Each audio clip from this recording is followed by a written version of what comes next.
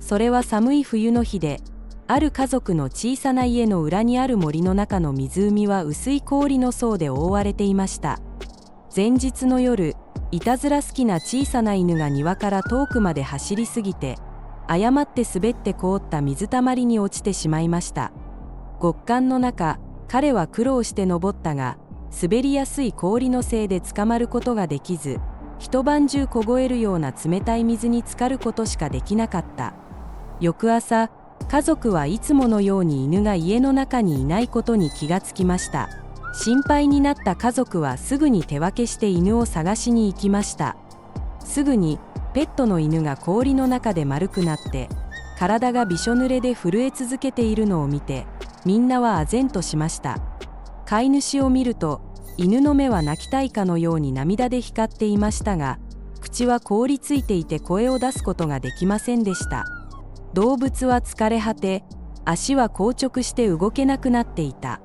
家族は涙が出るほど悲嘆に暮れていましたが、小さな友達を失いたくないのであれば、すぐに行動を起こす必要があると理解していました。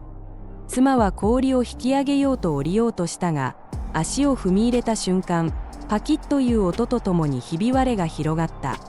少女はパニックに陥り、前に進み続ける勇気がなく後ずさりした。犬が倒れそうになっているのを見て彼女は心が痛み、すぐに長い棒をつかみました。少女は雪の上にひざまずき、犬が自分にしがみついて登ってくれることを期待して前にかがみ込もうとした。しかし、もう遅すぎた。彼の体は冷え切ってしまい、もう力は残っていなかった。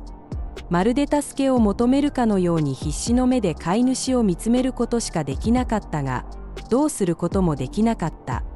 少女はもう待ちきれず、必死に少しずつ氷の上へ這い出た。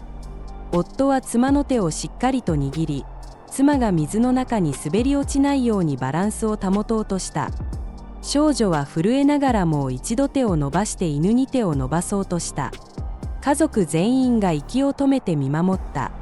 ついに彼女は犬の前足をつかみ、すぐに自分の方へ引っ張りました。二つの命の重みで氷がきしんだが、彼女は全力を尽くしてその生き物を引き上げました。幸運なことに、彼女と犬は両方とも無事に岸に引き上げられました。子供たちは喜びにあふれ、楽しそうに歓声を上げました。少女はすぐに犬を抱きしめ、暖かく保つためにタオルでしっかりと包み、血行を良くするために犬の体をずっとさすりました。恐ろしい夜だったにもかかわらず、家族の愛と団結が小さな命を救った。親愛なる友人、時間を割いてビデオを見ていただきありがとうございます。興味深いと思ったら、次のエピソードへのモチベーションが上がるように、チャンネルへのいいねと登録を忘れないでください。